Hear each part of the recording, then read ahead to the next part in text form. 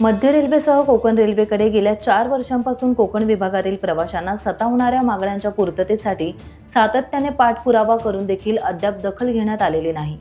या पार्श्वभूमीवर जल फाउंडेशनचे अध्यक्ष नितीन जाधव आणि अखंड कोकण रेल्वे प्रवासी सेवा समितीचे सचिव अक्षय महापदी यांच्या नेतृत्वाखाली आज 15 ऑगस्ट रोजी येथील रेल्वे स्थानकासमोर लाक्षणिक उपोषण छेडण्यात आलं आहे। आता आपण सकाळी जी 10 वाजता सुरुवात केली उपोषणाला, आता जवळपास 11:30 वाजलेत। आताच काही अधिकारी आणि आरपीएफ जे पोलीस जवान येऊन गेलेत। शिवाय एक उच्चस्तरीय आपल्या साहेबांना फोन सुद्धा आला होता। तर त्या फोन मध्ये काय चर्चा झाली किंवा जे उच्चस्तरीय अधिकारी यांची काय चर्चा झाली हे आपल्याला आपले अक्षय महापदी साहेब थोडक्यात मार्गदर्शन करतील आपल्याला।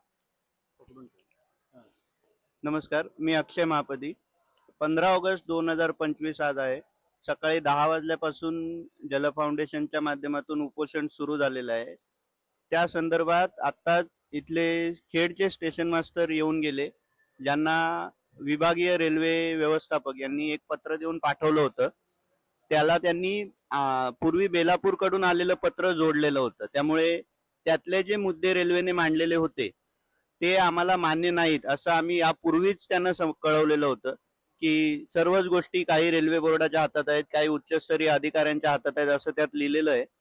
तर ते मान्य नसल्यामुळे आता आजचं उपोषण सुरू झालेलं आहे। तर आम्ही त्यांना नम्रपणे हेच कळवलं की जर तुम्ही निर्णयक्षम अधिकारी नसाल तर जे या बाबतीत सकारात्मक निर्णय घेऊ शकतील किंवा त्याचा पाठपुरावा करू शकतील अशा अधिकाऱ्यांना इथे येऊ द्या, आम्ही त्यांच्याशी चर्चा करू। त्यानंतर विभागीय रेल्वे व्यवस्थापकांचा स्वतः फोन आलेला, त्यांच्याशी फोनवरून चर्चा झाली।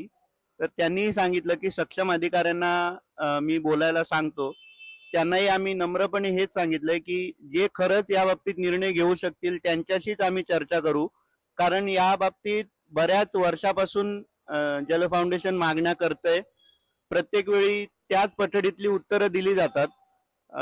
जरी बैठका झाल्या तरी त्यातून निष्पन्न काही होत नाही, पुढचं आश्वासन देऊन ते वेळ मारून नेली जाते।